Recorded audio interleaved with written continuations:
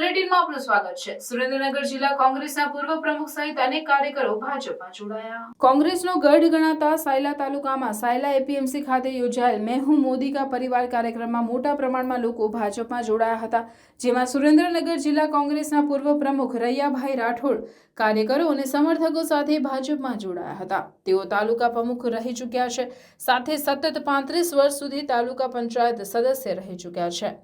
કોંગ્રેસમાંથી જિલ્લા પંચાયતમાં જીતેલા સદસ્ય મૂળજીભાઈ પરાલિયા પણ મોટી સંખ્યામાં મહિલાઓ તેમજ કાર્યકરો સાથે ભાજપમાં જોડાયા હતા।